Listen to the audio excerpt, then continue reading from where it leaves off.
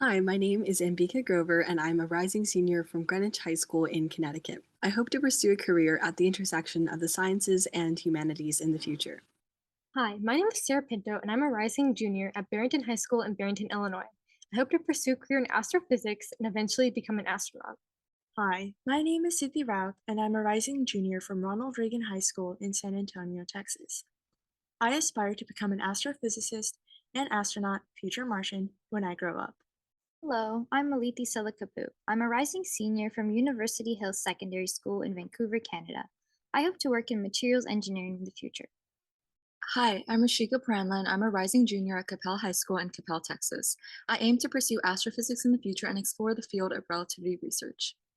Let's get started by launching into space using our Athena 1 rocket.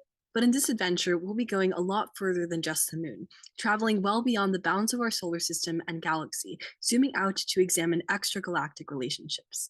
In this presentation, we'll be taken on a journey through supermassive black holes, which are black holes a million to billion times the mass of our sun.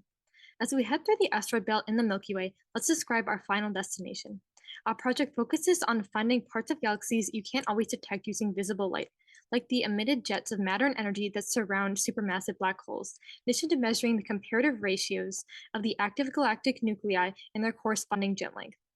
These black holes are found to be in the center of almost every known spiral galaxy and giant elliptical, boasting a tremendous gravitational field which causes the formation of accretion disks, inward spiraling dust and gas.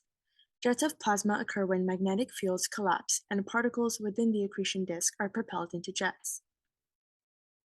We find that the major problem with the existing study of supermassive black holes is that the relationship between the size of both the galactic center and the jets is not often explicitly analyzed and described.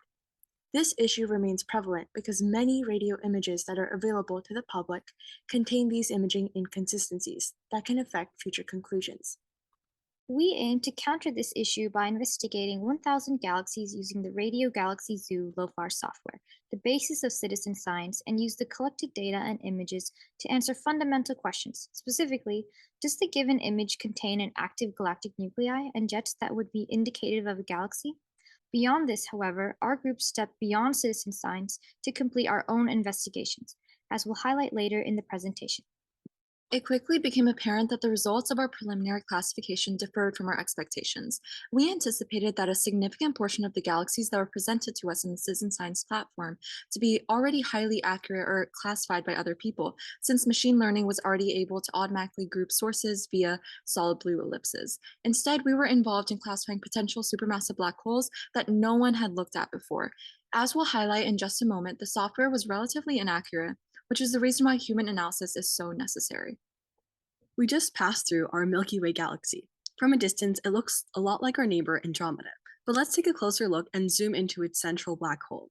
Using public data known as citizen science, our project focuses on these black holes to accomplish goals we set up before we started our classification process. Here on Earth, a telescope called LOFAR focuses on these supermassive black holes and the radio signals we receive from the jets of the active galactic nuclei, which are supermassive black holes emitting jets of radiation and winds.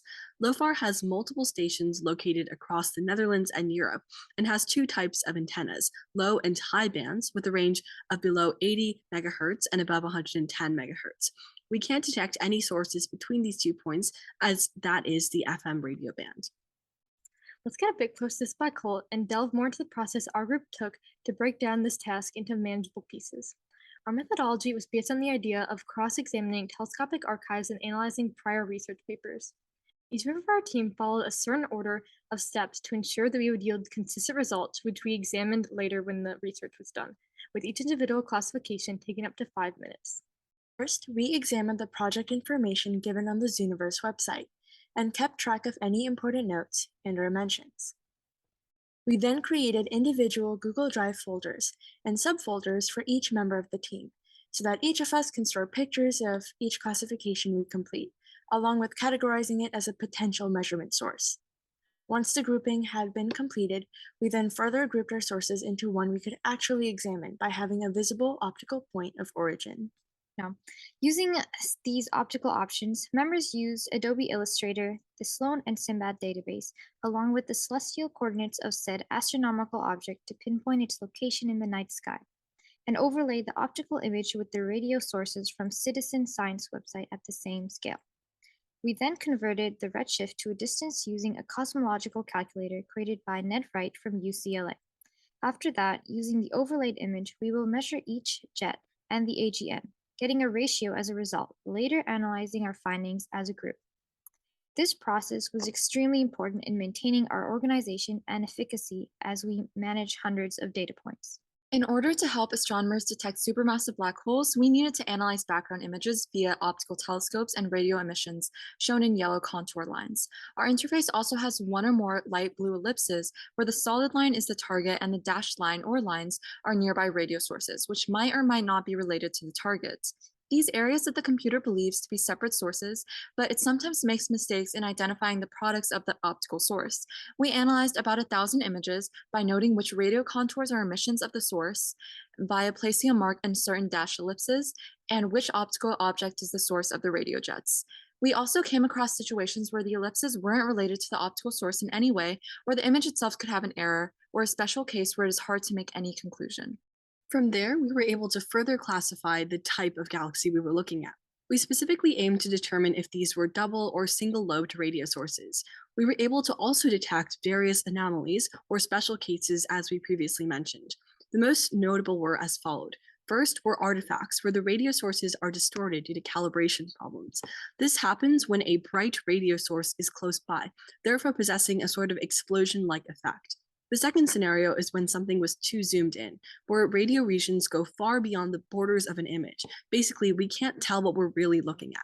The third scenario is with blends, where the blue ellipse, as we've shown previously, use two or more separate sources and groups them together when they should be separate. But the last scenario is on diffuse radio sources, where the image doesn't actually map any radio structures to begin with. We then examined the radio sources to see if the contour lines surround any visible optical source. After we finished analyzing each source, we noted its information on the spreadsheet with its name, position, whether or not it had jets, and what kind of source it was. We then created and placed each image into its designated folder and created charts to see what kind of sources we encountered throughout this entire classification stage. As the graph illustrates, we discovered a diverse set of galaxies in which 21.6% turned out to be artifacts or otherwise uninterpretable. 21.1% were too zoomed in to view the whole galaxy. 13.6% were blends in which there were several indistinguishable sources. 12.7% had multiple sources. 9.9% had faint optical sources. 9.6% had radio signature errors. 6.5% had double lobes. 4.6% had asymmetric jets, and 1.5% had no jets. These results were surprising. Only about 11% of the total galaxies classified yielded genuine supermassive black holes with clear optical sources. As an element of our further research to answer our developing inquiries, we also thought it would be interesting if we calculated the distance to each source. To do this, we used an archive called the Sinbad Astronomical Database, and using a coordinate query, found the redshift of said object. Once we had the redshift, we calculated the linear distance in megaparsecs, using a cosmological calculator, given the Hubble constant, a factor that tells us how fast the universe is expanding, in this case, 69.6, redshift z from Sinbad, and omega matter and vacuum, 0.286 and 0.714 respectively. However, while the essential parts of our project had been accomplished, we still had our own questions to answer, particularly the ratio of the jets to the active galactic nucleus.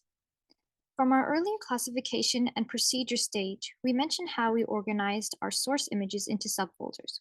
One of those folders, called subgroups for measurements, were images that had undetectable radio jets. From that folder, we filtered out the images that had bright optical AGNs called ratio options, and we had 23 of them at the end, with our original goal of having 20. Once we had our images, we used a Sloan digital sky survey to match our sources to known objects in the sky.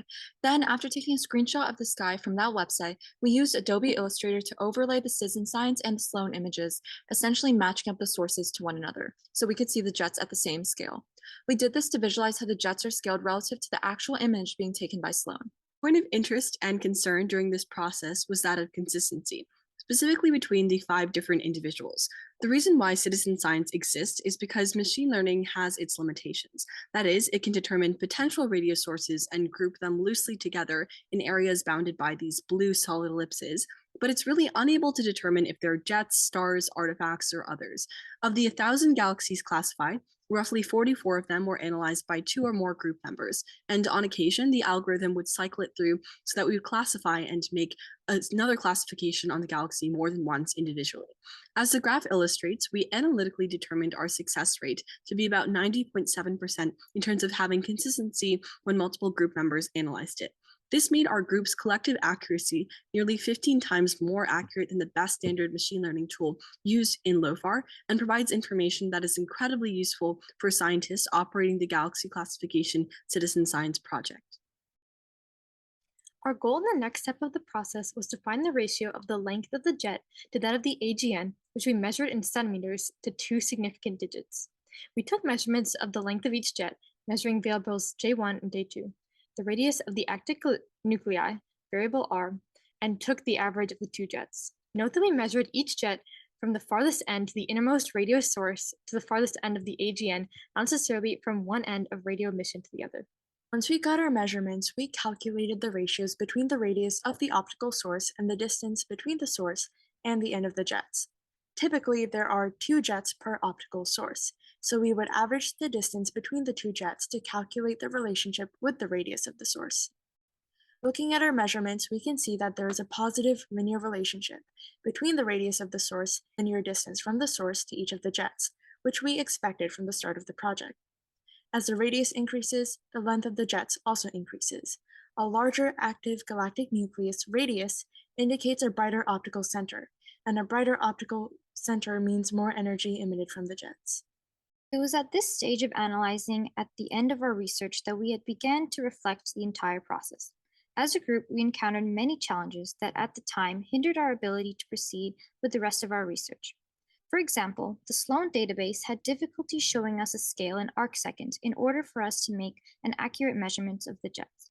As a result, we had no way of accurately determining the linear size of the jets and the active galactic nucleus, but we resolved to physically gauging the distance using centimeters and calculating the ratios from there.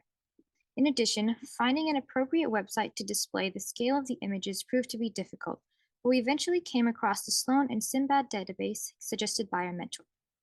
And lastly, we considered a relationship between the angular velocity of objects orbiting in the accretion disk and the energy emitted by the radio waves. However, we realized that it would be too difficult to determine the angular velocity due to its non-uniform nature. Through our research, we furthered the scientific disciplines surrounding supermassive black holes, active galactic nuclei, and jets through 2 primary objectives. First, we contributed around 1,000 classifications to existing scientific efforts, helping scientists as they work to identify these supermassive black holes as part of their careers, and offering support for efforts such as the LOFAR Galaxy Classification Citizen Science Project. But secondly, our efforts extended far beyond just classifying galaxies and helping out scientists. Our group took a novel approach at examining the relationship between the relative size of radio jets of an optical source and comparing it with the breadth of jets. We were able to successfully establish a relationship which has the potential to help scientists learn more from the jets of galaxies that we can see, and even if the optical sources are not visible in those instances. Overall, this research project was truly exciting and challenging. We wouldn't have had this opportunity if it weren't for Miss Margaret Baggio and Miss Selena Miller, including everyone from SEAS, for creating an opportunity and environment that challenges us yet motivates us to pursue our goals, research and career-wise. On behalf of all of us, we want to express our deep gratitude and appreciation for Dr. Ries for her support, enthusiasm, and patience while working for us on our project. Thank you, Dr. Ries. Finally, we want to extend our thanks to the University of Texas at Austin, the Center for Space Research, the Texas Space Grant Consortium, and NASA for giving us a chance to explore our passions and interests. SEAS meant so much to each one of us, but as we reach the end of our presentation, we would like to discuss our favorite moments from our internship and how it impacted us. When my group and I were talking about our favorite part of SEAS, the first thing that came to mind was the amazing people I met. Whenever I came across one of our challenges, I could always depend on my teammates to get to the solution.